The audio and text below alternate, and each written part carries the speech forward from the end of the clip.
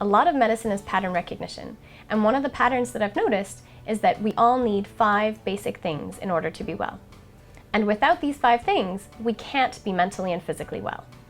So let me tell you about them. The first is safety. Safety has 3 parts: emotional safety, physical safety, and financial safety. So emotional safety is when I believe that my needs are equal to other people's needs. I feel comfortable asking to have my needs met. I feel comfortable setting boundaries and enforcing them, and that I can tolerate when other people are upset, even if they're upset at me, without needing to compromise myself or go out of my way to fix things for other people. Physical safety means that I'm free from any imminent risk of harm or violence, but it also means that I have enough physical health to meet my day-to-day obligations. Then there's financial safety, which means that we're not imminently going to be losing our housing or our access to food. So the first item was safety. The next is having a healthy tribe.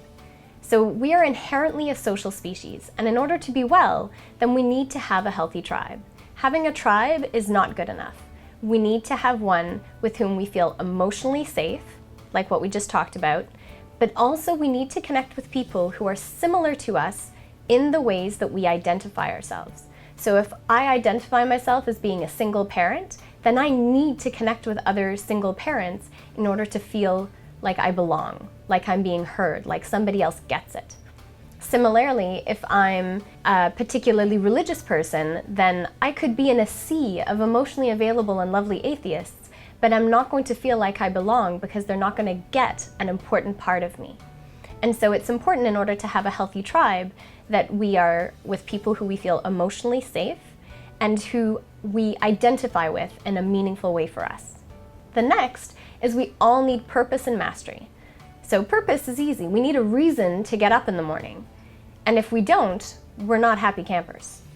The other is we need to feel like we're good at something. That's where mastery comes in. We need to feel competent and capable in some aspect of our life, preferably one that matters to us. The fourth item is meaning and legacy. We're hardwired to want to contribute to something greater than ourselves.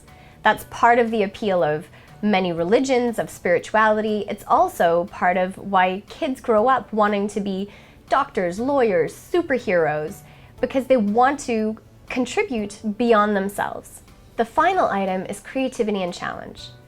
Humans are one of the species that we now know, if we don't continue to engage in creative endeavors and challenge ourselves intellectually, we will become unwell over time.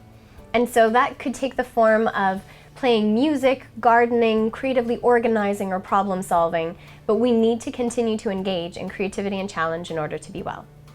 Although we need all 5 of these things to be in place in order to really be mentally and physically well, it's a little top-heavy. We could have great purpose and mastery, we could have fantastic meaning and legacy, and we could have creativity and challenge. But if we don't have safety, and if we don't have a healthy tribe, it throws us for a loop. It becomes a big struggle, even with those other things in place. I've also seen the reverse, that when people have safety and have a healthy tribe, then they can weather not having the other 3 items in place a lot better. So it's report card time. When you look at your list, how are you doing? And remember to take this information as feedback that's just directing where you need to invest your energy in order to be well. Don't use it as evaluation to beat yourself up and get stuck. Then, when you're ready, make the changes you need to and get an A.